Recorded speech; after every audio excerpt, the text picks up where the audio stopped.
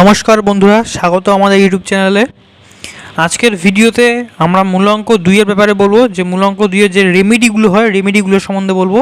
আর এই সমস্ত রেমেডি যারা মূলাঙ্ক 1, 3 বা যারা 9 আছে তারাও করতে পারো, কারণ সেগুলি চন্দ্রমার মিত্রপক্ষ, তাই জন্য চন্দ্রদেবের যেহেতু মিত্রপক্ষ, তাই জন্য তোমরাও এগুলি করতে পারো, যে সমস্ত মূলাঙ্কগুলি আমি বললাম।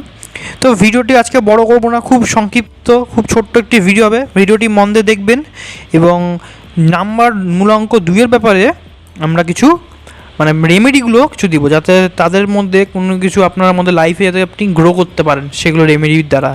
তো প্রথমে যেটা বলবো সেটা হচ্ছে আপনি গঙ্গায় স্নান করতে পারেন। ঠিক আছে, আপনি গঙ্গায় স্নান করতে পারেন। তাহলে এটা তো সম্ভব না সবার জন্য গঙ্গায় স্নান করা। তো গঙ্গা জল দিয়ে আপনি, আপনার বাড়িতে গঙ্গা জল নিশ্চয়ই আছে, গঙ্গা জল দিয়ে আপনি শিব পুজো করতে পারেন প্রত্যেক সোমবার দিন করে। তাও যদি আপনি না করতে পারেন তো শিবের মাথায় জল ঢালবেন প্রত্যেক সোমবার দিন, দুধ দিয়ে বেলপাতা অর্পণ করবেন। এটাতে আপনার চন্দ্রদেব খুব স্ট্রং হবে, আপনি মানসিক একটা ব্যালেন্সটা বজায় থাকবেন। আর আপনাকে একটা কথা বলছি, আপনি যত বেশি জল টল বেশি খাবেন, জল দুধ বেশি পান করবেন, তত আপনার শরীর কিন্তু মেন্টালি স্ট্রং থাকবে। আপনি এক কথা খুব মেন্টালি খুব প্রেশারে থাকেন। এক কথায় আপনার মেইন জিনিসটা হচ্ছে ইমোশন। আপনার ইমোশন কন্ট্রোলটাই একটা মেইন ফ্যাক্টর।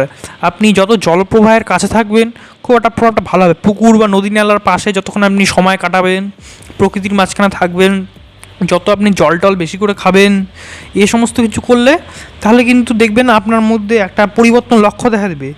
আর সোমবার দিন করে বিশেষ করে আপনি শিবজিকে আপনাদের মহাদেবকে যদি আপনি এক কথায় দুধটা অর্পণ করতে পারেন, তার সঙ্গে বেল পাতায় অর্পণ করতে পারেন, এগুলো যদি করতে পারেন আপনার পক্ষে খুব একটা লাভদায়ক জিনিস হবে।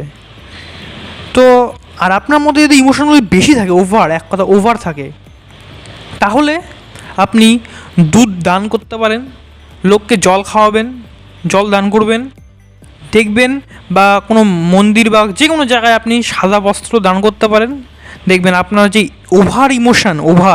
ইমোশনটার বেশি প্রভাব সেটা কমে যাবে। তো আমার এই ভিডিওটি থেকে আপনি কতটা আপনার রিলেট করতে পারলেন, রিলেট তো বলবো না, এটা আপনার রেমেডি। এক কথা, আপনি যদি এ সমস্ত কাজগুলি করেন তাহলে আপনার মধ্যে আপনি নিজের যে সেলফ ইমপ্রুভমেন্টটা করবেনই আপনি আপনার সাথে।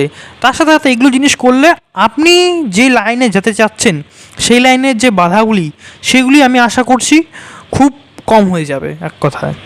ঠিক আছে বন্ধুরা, আজকের ভিডিও এতটুকুই। দেখা হচ্ছে পরের ভিডিওতে। নেক্সট ভিডিও আমরা মূলাঙ্ক 3 এর ব্যাপারে বলবো।